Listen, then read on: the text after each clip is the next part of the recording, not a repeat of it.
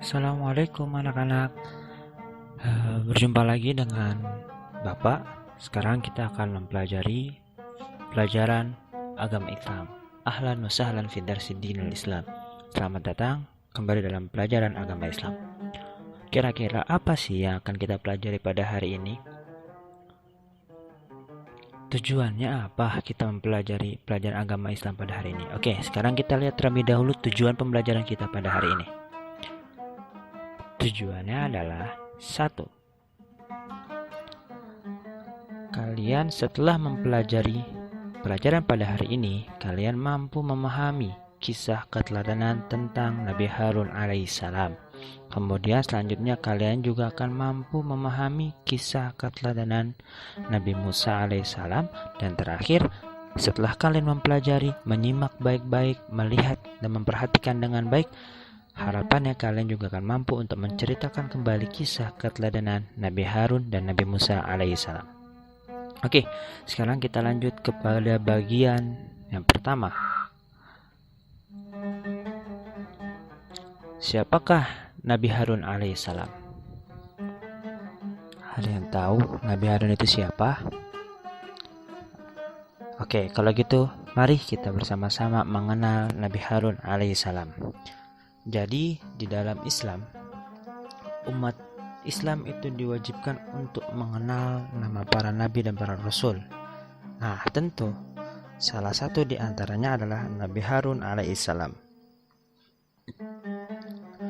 Kalau berbicara tentang Nabi Harun, dalam bercerita tentang Nabi Harun, itu akan selalu berkaitan dan selalu dikaitkan dengan Nabi Musa alaihissalam. Kenapa sih begitu? Ya, karena keduanya itu masih terhitung bersaudara. Sekarang kita lihat, Nabi Harun adalah kakak kandung daripada Nabi Musa alaihissalam. Nabi Harun dilahirkan 4 tahun sebelum Nabi Musa alaihissalam. Ya, jadi Nabi Harun lahir 4 tahun terlebih dahulu sebelum Nabi Musa alaihissalam dilahirkan dari ibu yang sama. Kemudian Nabi Harun merupakan adalah seorang anak dari bapaknya yang bernama Imran bin Qahath bin Azar bin Lawi, dan nyambung kepada Nabi Allah alaihissalam, Nabi Yakub bin Ishak bin Ibrahim. Jadi Nabi Harun masih keturunan dari Nabi Ibrahim alaihissalam melalui anaknya yaitu Nabi Ishak, yang mempunyai anak yaitu Nabi Yakub, dan sampai kepada akhirnya Nabi Harun alaihissalam. Nah, Nabi Harun alaihissalam merupakan adalah seorang nabi yang senantiasa selalu mendampingi Nabi Musa alaihissalam dalam berdakwah. Terlebih lagi khususnya saat menemui Fir'aun dan melepaskan Bani Israel dari cengkraman dan penindasan Fir'aun, yaitu seorang raja yang zalim, seorang raja yang mengaku sebagai Tuhan, seorang raja yang kejam dan senantiasa selalu menindas rakyatnya yaitu kaum Bani Israel. Itu sedikit kita akan mengenal Nabi Harun alaihissalam.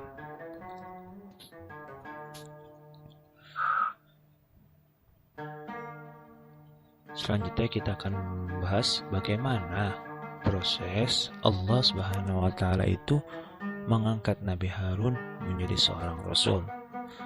Ya, sebagaimana telah kita ketahui bersama bahwasanya Nabi Harun diangkat oleh Allah Subhanahu wa taala menjadi rasul, di antaranya yaitu karena permohonan Nabi Musa alaihissalam. Sebagaimana Allah berfirman dalam surah Al-Qasas ayat 34. Coba disimak baik-baik, Bapak akan bacakan. A'udzu billahi minasy syaithanir rajim. Wa akhi Harun huwa afsahu minni lisanan fa arsilhu ma'i yarid ay yusaddiquni. Bapak ulang lagi. Wa akhi Harun huwa afsahu minni لسانا فأرسله معي رد أن يصدقني إني أخاف أن يكذبون. Kita bahas artinya. Wa akhi Harun, dan saudaraku Harun, huwa afsahu minni lisana. Nabi Harun itu, kata Nabi Musa, lebih fasih lidahnya daripada aku. Fa'arsilhu ma'iya rid ayyusaddiquni, maka ya Rabb, utuslah dia, Nabi Harun, bersama aku sebagai pembantuku untuk membenarkan perkataanku. Inni akhafu ayyukadzibun, sesungguhnya aku khawatir mereka akan mendustakanku. Jadi dari ayat ini kita tahu bahwasanya Nabi Harun alaihissalam dilahirkan sebagai seseorang yang sangat pandai dalam berbicara. Di samping itu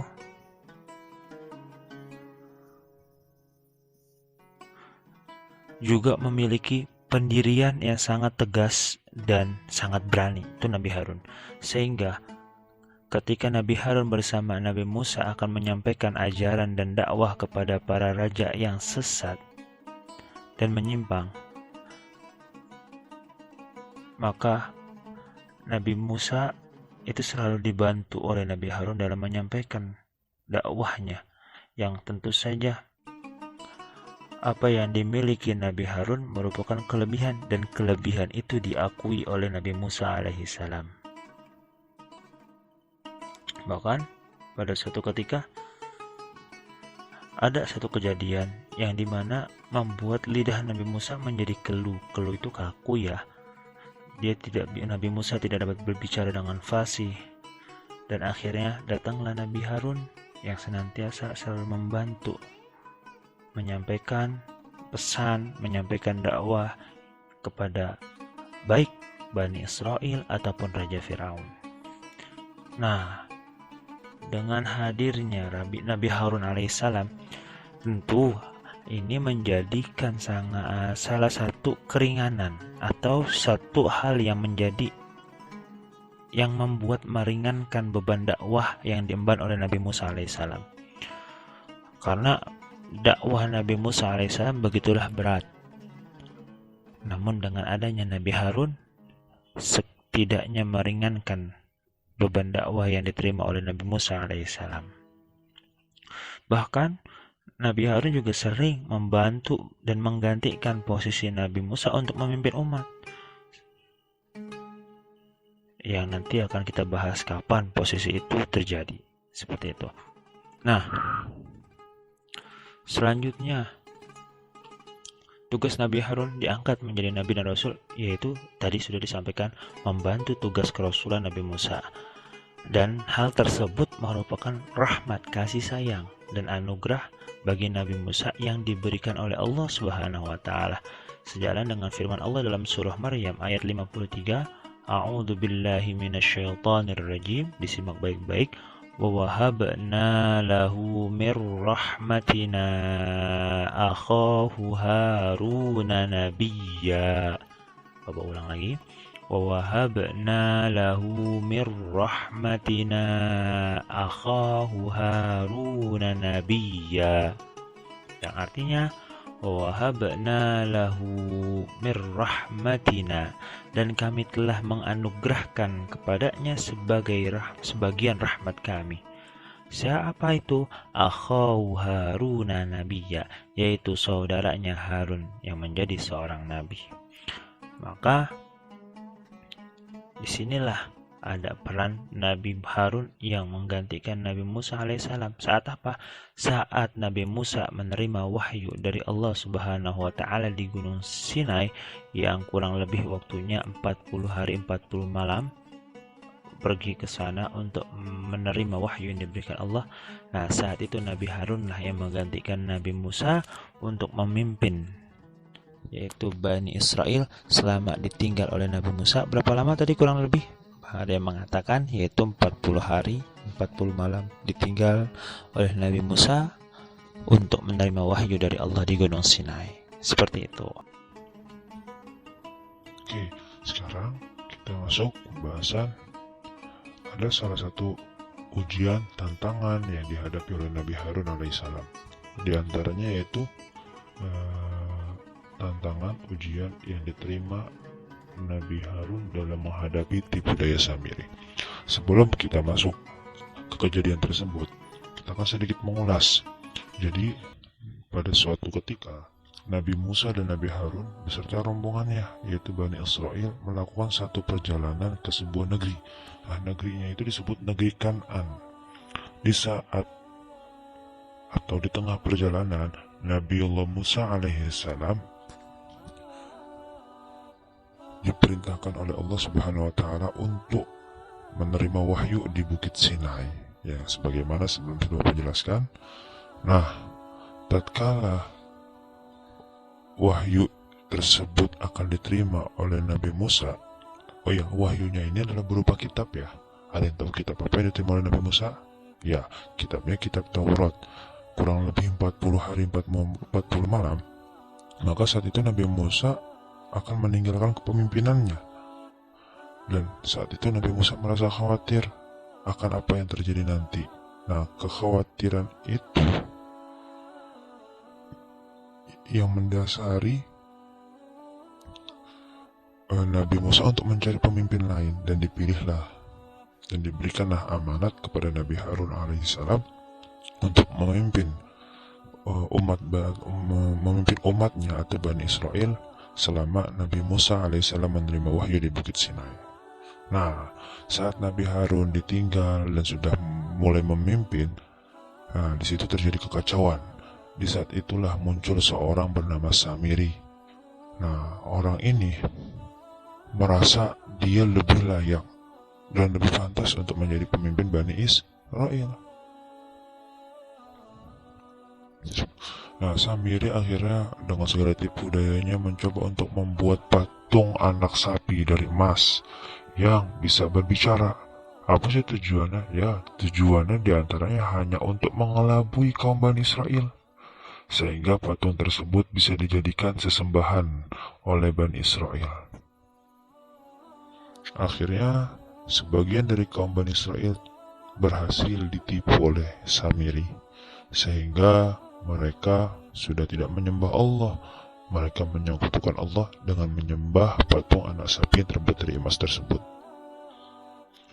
Dan Nabi Harun saat itu tetap begitu gigih, begitu istiqomah, begitu kuat untuk senantiasa selalu mengingatkan Samiri dan Bani Israel. Agar apa? Agar tidak tertipu oleh tipu daya Samiri yang telah menciptakan anak sapi dari emas, sehingga mereka menyembah anak sapi tersebut dan kembali lagi untuk menyembah Allah Subhanahu wa taala, untuk menyadarkan mereka agar senantiasa selalu menyembah Allah Subhanahu wa taala. Dan perjuangan itu terus diusahakan oleh Nabi Harun alaihissalam. Lalu, apa sih yang dilakukan oleh Nabi Harun alaihissalam ketika menghadapi kaum Bani Israel yang sudah mulai membuat keresahan, sudah mulai mempersekutukan Allah, sudah mulai menyembah selain Allah? Lantas apakah Nabi Harun berdiam diri? Tidak. Setelah melihat kaum Bani Israel menjadi kufur karena terpengaruh oleh tipu daya Samiri dan ajakan Samiri, Nabi Harun tetap berusaha untuk apa? Untuk senantiasa mengingatkan kesesatan Bani Israel dan menghentikan kekufuran mereka. Namun karena hati orang-orang Bani Israel sudah tertutup, sudah tertipu oleh tipu daya Samiri, akhirnya segala nasihat ataupun ajakan Nabi Harun itu sudah tidak diperdulikan lagi oleh mereka. Jadi sudah beberapa peringatan, berbagai usaha yang dilakukan Nabi Harun ternyata sama sekali tidak didengarkan oleh Bani Israel. Hingga tiba waktunya Nabi Musa alaihissalam kembali dari Gunung Sinai setelah menerima wahyu dan sangat terkejut ketika melihat kaumnya itu menjadi kufur kepada Allah Subhanahu wa taala. Apa yang terjadi? Akhirnya Nabi Musa pun menjadi marah kepada kaumnya dan marah juga kepada kakaknya. Marah kepada kaumnya karena kaumnya telah menyembah berhala, dan marah kepada kakaknya yaitu Nabi Harun karena merasa tidak bisa menjaga amanah yang diberikan oleh Nabi Musa kepada Nabi Harun. Namun Nabi Harun berusaha menjelaskan kepada Nabi Musa bahwasanya Nabi Harun sudah berusaha semaksimal mungkin untuk senantiasa selalu mengingatkan, mengajak, menasihati Bani Israel untuk kembali kepada Allah. Namun apa yang terjadi? Mereka tetap saja menolak ajakan. Mereka tetap saja tidak mau mendengarkan nasihat. Mereka tetap saja menjalankan sesuatu perbuatan yang dibenci oleh Allah Subhanahu wa taala, yaitu menyembah berhala. Mendengar penjelasan Nabi Harun, maka amarah Nabi Musa pun akhirnya mereda, dan Nabi Musa berusaha untuk mengajak, berusaha untuk mengingatkan, berusaha untuk senantiasa menasihati kaumnya dan Samiri agar ayo kembali kepada ajaran Allah lagi, ayo kembali menyembah Allah Subhanahu wa taala. Namun akhirnya mereka tetap menolak. Nabi Musa pun mengusir mereka dan menghancurkan patung sapi tersebut dan dihanyutkanlah ke laut. Lalu Nabi Musa berbekal kitab Taurat bekerja sama kepada Nabi Harun untuk kembali mengajak kaum Bani Israel agar senantiasa taat, patuh, menjalankan apa yang Allah perintahkan sesuai dengan apa yang ada di dalam kitab Taurat. Kenapa? Karena dalam kitab Taurat terdapat petunjuk dan rahmat untuk orang-orang yang taat dan takut kepada Allah Subhanahu wa taala. Lalu apa keteladanan yang dapat kita ambil daripada kisah Nabi Harun alaihissalam? Ya, keteladanan yang dapat kita ambil, yang dapat kita praktikkan dalam kehidupan sehari-hari kita, yaitu pertama, kita senantiasa melatih diri kita agar berani berbicara, sehingga kita bisa lebih fasih dalam berbicara dan memiliki kepandaian dalam berbicara. Jangan malu ketika kita diberikan kesempatan untuk berbicara di depan. Ketika ada kesempatan kita untuk diberikan oleh guru kita agar kita bisa berbicara di depan, manfaatkan kesempatan tersebut agar kita memiliki kemampuan yang dimiliki oleh kemampuan Nabi Harun, yaitu memiliki kepandaian dalam berbicara. Kemudian kedua, Nabi Harun adalah sosok yang memiliki pendirian yang kuat, meskipun diganggu oleh Samiri, diuji oleh Samiri, tapi Nabi Harun tetap berusaha semaksimal mungkin untuk senantiasa mengingatkan Bani Israel dan Samiri agar kembali kepada Allah Subhanahu wa taala. Itulah bukti begitu kuatnya tekad, begitu kuatnya pendirian yang dimiliki oleh Nabi Harun dalam menjalankan amanat yang diberikan oleh adiknya Nabi Musa alaihissalam. Dan yang selanjutnya yaitu Nabi Harun adalah orang yang memiliki sikap yang lemah lembut. Beliau tegas tapi tidak kasar. Beliau mengajak dengan penuh kelembutan, dengan sopan dan santun, bukan dengan amarah ataupun dengan cacian apalagi makian. Itulah Nabi Harun alaihissalam. Selanjutnya kita akan masuk tentang kisah keteladanan dari Nabi Musa alaihissalam, saudara kandung daripada Nabi Harun alaihissalam. Siapa sih Nabi Musa alaihissalam itu? Mari kita bahas bersama-sama. Nabi Musa lahir di Mesir. Nabi Musa lahir ketika negeri Mesir saat itu dipimpin oleh seorang raja. Raja yang sangat zalim, raja yang sangat kejam, serta raja yang sampai mengaku bahwa dia adalah seorang Tuhan. Siapakah raja tersebut? Ya, pasti kalian sudah mengenal. Raja tersebut adalah Raja Fir'aun. Ketika Fir'aun memimpin kerajaannya, Fir'aun senantiasa selalu memperbudak, menindas, menyakiti, menzolimi para rakyatnya. Siapa rakyatnya saat itu? Ya, rakyatnya adalah Bani Israel. Fir'aun selalu bersikap sewenang-wenang dan senantiasa menjadikan penduduknya terpecah belah, hanya agar kepemimpinannya itu bisa bertahan lama dan rakyatnya terus tunduk kepada Firaun.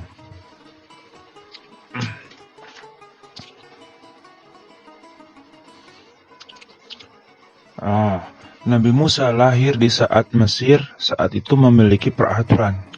Peraturannya adalah jika ada bayi laki-laki yang lahir, maka bayi laki-laki yang lahir tersebut harus dibunuh. Kenapa peraturan itu bisa terjadi? Kenapa peraturan itu bisa ada? Dan kenapa peraturan itu bisa dibuat oleh raja? Ya, peraturan itu muncul dikarenakan seorang raja yang zalim itu ketakutan, sangat takut terhadap mimpi dan ramalan daripada para peramal di kerajaan tersebut. Karena pada suatu saat Firaun bermimpi, yang dialaminya yaitu bahwasannya di dalam mimpinya akan ada seorang pemimpin laki-laki yang nantinya akan dapat menaklukkan dan menggusur kedudukannya atau dapat menjatuhkan Firaun dari kerajaannya tersebut. Maka Firaun sangatlah takut sekali sehingga membuat peraturan bila mana pada tahun itu ada anak bayi laki-laki yang lahir, maka anak laki-laki tersebut harus dibunuh, seperti itu. Namun atas izin Allah, Nabi Musa diselamatkan dari kekejaman Firaun. Jadi tatkala ibunda Nabi Musa alaihissalam sudah mau melahirkan, dan datanglah seorang bidan, dan saat itu dibantu dengan bidan tersebut, ibunda Nabi Musa alaihissalam melahirkan Nabi Musa dengan selamat. Namun, ibunda Nabi Musa begitu khawatir, begitu takut, karena ada satu peraturan, bila mana ada bayi yang lahir laki-laki, maka harus dibunuh. Saat itu selama 3 bulan mencoba untuk memperbesarkan Nabi Musa alaihissalam. Setelah 3 bulan, ibunda Nabi Musa alaihissalam mendapatkan ilham dari Allah, mendapatkan petunjuk dari Allah. Untuk apa? Ya, untuk menghanyutkan bayinya ke sungai ini. Dibuatlah sekotak kayu dan dimasukkanlah Musa kecil ini ke dalam kotak tersebut, dan dimintalah kakaknya untuk mengawasi kotak tersebut hingga masuk kemana. Ternyata kotak tersebut masuk ke dalam kerajaan Firaun, sampai akhirnya ditemukan oleh istri Firaun yang bernama Asiyah binti Muzahim. Asiyah pun akhirnya mengambil dan mengangkat bayi tersebut. Lantas saat itu banyak orang-orang sekitar kerajaan yang tahu dan bilang ke Firaun, lalu Firaun bilang untuk membunuh bayi tersebut yang diambil oleh Asiyah. Namun karena Asiyah begitu khawatir, Asiyah begitu senang, Asiyah begitu simpati melihat bayi yang lucu, bayi yang imut, bayi yang kesian sekali, maka Asiyah meminta dan memohon kepada Firaun untuk tidak membunuh dan bahkan merawat bayi kecil tersebut untuk dirawat di kerajaan tersebut. Dan akhirnya dengan seizin Firaun, akhirnya bayi Nabi Musa dirawat dan dibesarkan di istana Firaun. Bahkan ada yang mengatakan nama Musa pun diberikan oleh kerajaan Firaun. Seperti itu. Selama di istana, ternyata saat itu tidak ada orang yang mampu menyusui Nabi Musa. Setiap ada ibu susu yang datang, Nabi Musa tidak mau menyusui terhadap orang tersebut.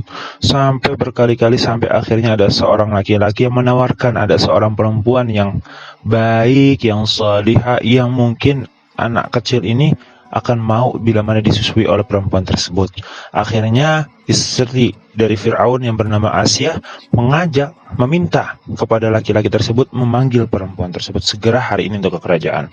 Akhirnya datanglah perempuan tersebut.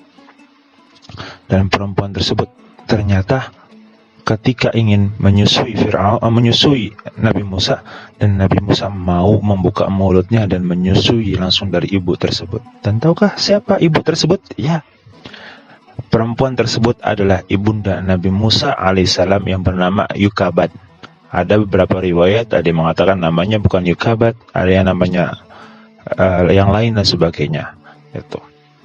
Dan akhirnya Nabi Musa pun tumbuh sebagai anak raja, sebagai orang yang sangat kuat,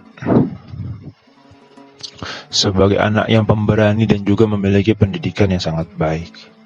Dan karena dididik dari kecil dengan pendidikan yang baik, sehingga ketika Nabi Musa menjadi dewasa, Nabi Musa pun menjadi seorang yang pandai dalam berpikir, berani, kemudian juga menjadi seorang pemuda yang kuat, dan tak lupa menjadi seorang pemuda yang memiliki akhlak yang baik, yaitu senantiasa selalu sopan kepada siapa. Itulah sedikit kisah Nabi Musa mulai dari lahir sampai akhirnya Nabi Musa dewasa. Lantas, apakah Nabi Musa alaihissalam hanya berdiam di Mesir, tidak keluar dari Mesir? Nah, ternyata ada suatu saat di mana Nabi Musa alaihissalam harus pergi meninggalkan tanah kelahirannya, yaitu Mesir. Kenapa Nabi Musa meninggalkan kota Mesir? Ada apa sehingga Nabi Musa harus meninggalkan kota Mesir? Jadi, kisahnya ada pada suatu hari Nabi Musa alaihissalam melihat ada pengikut Fir'aun yang sedang berkelahi dengan seorang Bani Israel. Lalu Nabi Musa membela orang Bani Israel karena Nabi Musa menilai bahwa orang Bani Israel itu dalam keadaan benar. Akhirnya terjadi pertengkaran. Tanpa sengaja Nabi Musa mendorong orang Fir'aun tersebut hingga akhirnya pengikut Fir'aun tersebut meninggal. Nah, karena tahu dirinya akan dihukum, dirinya akan disiksa dengan kejamnya oleh Fir'aun, maka Nabi Musa akhirnya memilih menuju takdir Allah yang lain. Apa? Meninggalkan Mesir. Tujuannya apa? Tujuannya untuk menyelamatkan diri Nabi Musa daripada siksaan hukuman yang akan dilakukan oleh Fir'aun. Maka akhirnya Nabi Musa pun pergi meninggalkan kota Mesir menuju negeri lain, yaitu negeri Madian. Nah, pada saat di tengah perjalanan,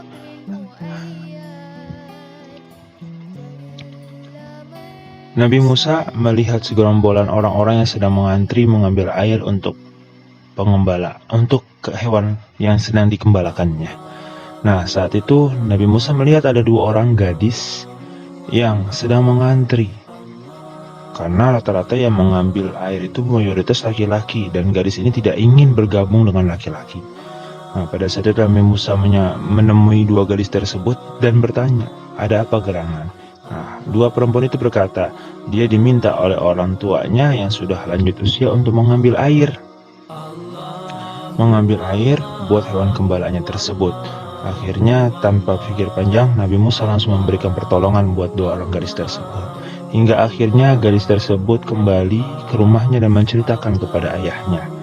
Dan akhirnya orang tua dari perempuan tersebut yang bernama Nabi Syuaib, ada yang meriwayatkan bahwa itu Nabi Syuaib, ada juga yang meriwayatkan bukan, meminta kepada Nabi Musa untuk tinggal bersama Nabi Syuaib di negeri Madian. Bahkan tidak hanya diminta untuk tinggal bersama, Nabi Musa pun diminta untuk menikahkan putrinya Nabi Syuaib yang bernama Safura. Seperti itu.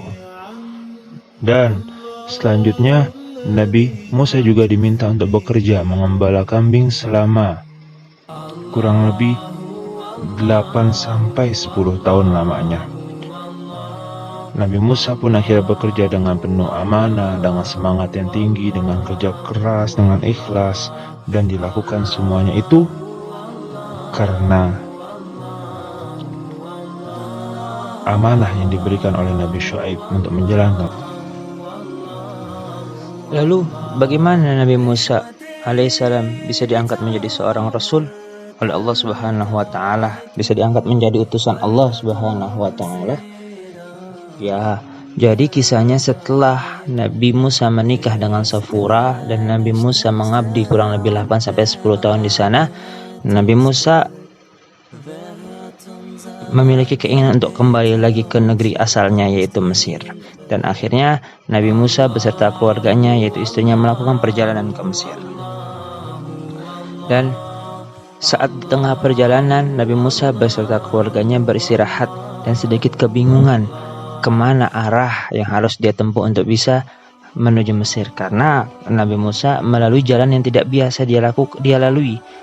Tujuannya agar Nabi Musa selamat daripada kejaran orang-orang Fir'aun yang masih terus mencari Nabi Musa alaihissalam. Nah, pada saat Nabi Musa sedang beristirahat, Nabi Musa melihat api dari jauh. Kemudian Nabi Musa mencari izin kepada istrinya untuk mendatangi api tersebut, untuk mencari api tersebut. Nah, saat Nabi Musa berada di lembah yang bernama Tua, sambil menghadap kiblat, maka saat itu Allah Subhanahu wa taala memanggilnya, kemudian berfirman kepada Nabi Musa, dan itu merupakan wahyu yang pertama yang diterima Nabi Musa alaihissalam. Nah, firman Allah tersebut terdapat dalam surah Thaha ayat 11 sampai 16 yang bunyinya adalah, yang ayat 11, falamma ataha nudiya ya Musa, artinya maka ketika ia datang ke tempat api itu, ia dipanggil oleh Allah, hai Musa. Ayat 12-nya, wa inni ana rabbuka fakhla'na 'alaika innaka bil wadil muqaddasi tuwa, yang artinya wa inni ana rabbuka, sesungguhnya aku inilah Tuhanmu, fakhla'na 'alaik, maka tinggalkanlah kedua terompahmu, maksudnya kedua sendal, innaka bil wadil muqaddasi tuwa, sesungguhnya kamu berada di lembah yang suci yang dinamakan Tua. Wa anakhtartuka fastami' lima yuha, wa anakhtartuka, dan aku telah memilih kamu, fastami', maka dengarkanlah, lima yuha, apa yang akan diwahyukan kepadamu. Ayat selanjutnya, ayat 14, innani anallahu la ilaha illa ana fa'budni wa aqimis salata lidzikri, yang artinya innani, sesungguhnya aku, anallah, adalah Allah, la ilaha illa ana fa'budni, tidak ada Tuhan selain aku, maka sembahlah aku, wa aqimis salah, dan dirikan salat, lidzikri, untuk mengingatku. Maksudnya salat dulu yaitu untuk senantiasa mengingat Allah Subhanahu wa taala. Jadi berbeda ya, enggak sama. Ayat selanjutnya 15, inna sa'ata atiyatun akadu ukhfiha litujza kullu nafsim bima tas'a. Inna sa'ah, sesungguhnya hari kiamat itu atiyatun, akan datang, akadu ukhfiha, aku merahasiakan waktunya, agar tiap-tiap diri itu litujza kullu nafsim bima tas'a, dibalas dengan apa yang telah diusahakan. Jadi balasan yang kalian terima itu sesuai dengan usaha yang kalian kerjakan di dunia. Fala yasuddannaka anha man la yu'minu biha wattaba'a hawahu fatarda. Fala yasuddannaka anha, maka sekali-kali janganlah kamu dipalingkan darinya, man la yu'minu biha, oleh orang yang tidak beriman kepadanya, wattaba'a hawah, dan oleh orang yang senantiasa mengikuti hawa nafsunya, fatarda, yang menyebabkan kamu jadi binasa. Nah, itu ayat yang menjelaskan tentang ketika Nabi Musa alaihi salam diangkat oleh Allah menjadi Rasulullah, yaitu utusan Allah. Lalu mulai saat itu maka Nabi Musa diangkat menjadi Rasul. Apa itu Rasul? Ya, Rasul adalah utusan Allah. Nabi Musa diutus untuk menyampaikan ajaran kebenaran dari Allah kepada kaumnya, untuk menyampaikan dan mengajak kaumnya agar senantiasa selalu menyembah kepada Allah Subhanahu wa Ta'ala. Sebagai Rasul, tentu Nabi Musa diberikan mukjizat yang tujuannya agar umatnya percaya bahwa dirinya adalah Rasul utusan Allah. Apa sih mukjizat? Kita sudah pernah mempelajarinya. Mukjizat yaitu adalah kelebihan yang diberikan oleh Allah kepada Rasul-Rasulnya, atau juga bisa dikatakan bahwa mukjizat adalah kejadian yang luar biasa yang tidak bisa dijangkau oleh kemampuan manusia biasa, atau juga tidak bisa dijangkau oleh akal manusia. Apa saja sih mukjizatnya yang dimiliki oleh Nabi Musa? Yang pertama, tongkat yang dapat berubah menjadi ular besar. Tahu kan ceritanya, ini sudah tidak asing ya. Kemudian tongkat yang dapat membelah laut merah, kita juga pernah menyaksikan videonya. Kemudian kedua tangannya mengeluarkan sinar yang menyilaukan, luar biasa bukan? Dan selanjutnya lisan atau lidahnya yang biasa kaku tiba-tiba akhirnya bisa fasih pada saat itu juga. Itu diantara mukjizat Nabi Musa, dan masih ada banyak mukjizat lainnya. Bahkan ada yang mengatakan 9 mukjizat, bahkan lebih dari 9 mukjizat seperti itu. Lalu apa saja keteladanan Nabi Musa alaihissalam yang dapat kita ambil, yang dapat kita tiru, yang dapat kita terapkan dalam kehidupan kita sehari-hari? Ada beberapa keteladanannya. Yang pertama yaitu perihal kepatuhan, ketaatan. Sebagaimana kita tahu, tugas utama yang harus dilakukan dan dilaksanakan oleh Nabi Musa adalah berdakwah, mengajak Fir'aun dan para pengikutnya untuk menyembah Allah Subhanahu wa Ta'ala. Maka sebagai manusia yang dipilih Allah, Nabi Musa selalu siap, dan Nabi Musa selalu patuh taat menjalankan amanah yang diberikan oleh Allah Subhanahu wa Ta'ala, meskipun Nabi Musa harus mempertaruhkan nyawanya untuk berdakwah di jalan Allah. Itu pertama, kepatuhannya. Kedua, Nabi Musa adalah seorang pemberani. Nabi Musa menghadapi segala tantangan yang sangat berat dalam dakwahnya. Namun Nabi Musa tidak merasa khawatir, tidak merasa takut sedikit pun menghadapi semua itu.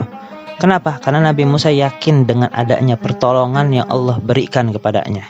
Dengan gagah berani, Nabi Musa datang kepada Fir'aun. Nabi Musa mengajak Fir'aun untuk beriman dan menyembah Allah Subhanahu wa Ta'ala. Bahkan akhirnya apa yang terjadi? Ya, Fir'aun sangat marah kepada Nabi Musa, sehingga Fir'aun hendak membunuh Nabi Musa. Akan tetapi Nabi Musa tidak takut dan Nabi Musa tidak pernah menyerah, meskipun Nabi Musa diancam untuk dibunuh oleh Fir'aun, laknatullah alaih.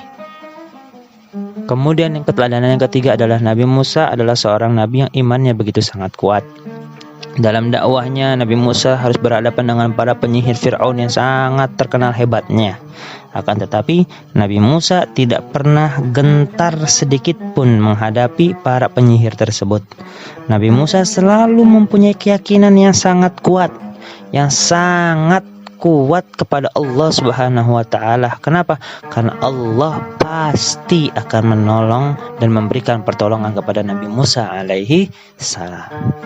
Kemudian yang selanjutnya, yang keempat, keteladanan yang dapat kita ambil daripada keseharian dan kehidupan Nabi Musa alaihissalam adalah Nabi Musa adalah seorang yang gigih dan memiliki sikap pantang menyerah. Kenapa? Ya, sebagaimana kita tahu, semua pengikut Nabi Musa mendapat teror dan ancaman, sehingga pengikut-pengikutnya itu tidak berani beriman kepada Allah karena rasa takut akan keselamatannya. Akhirnya Nabi Musa mendapat ancaman juga akan dibunuh. Tapi dengan gigih dan pantang menyerah, Nabi Musa selalu berusaha membujuk, mendekati, menasehati, mengajak kaumnya untuk kembali beriman kepada Allah. Nabi Musa tiada ada henti-hentinya untuk senantiasa berdoa, memohon kepada Allah agar kaumnya dibebaskan dari kekejaman Fir'aun beserta pasukannya. Dan yang terakhir adalah Nabi Musa adalah seorang nabi yang begitu sangat penyabar. Nabi Musa mempunyai kesabaran yang luar biasa. Nabi Musa mempunyai keyakinan bahwa dengan kesabarannya itu pasti akan mendapat pertolongan Allah Subhanahu wa taala. Jadi orang yang sabar adalah orang yang akan mendapatkan pertolongan dan bantuan dari Allah Subhanahu wa taala. Nah, keyakinan Nabi Musa itu terbukti, yaitu Allah Subhanahu wa taala menyelamatkan Nabi Musa beserta para pengikutnya dari kejaran Raja Fir'aun dan pasukannya. Nah, Raja Fir'aun akhirnya tewas beserta pengikutnya, yaitu ditenggelamkan di Laut Merah oleh Allah Subhanahu wa taala, yaitu yang bagaimana pernah kita lihat, yang pernah kita tonton videonya saat Nabi Musa membelah lautan dan berhasil melewati Laut Merah, dan akhirnya Allah tenggelamkan Fir'aun beserta para tentaranya. Seperti itu. Nah, itulah ada 5 keteladanan yang dapat kita ambil daripada cerita Nabi Musa alaihissalam.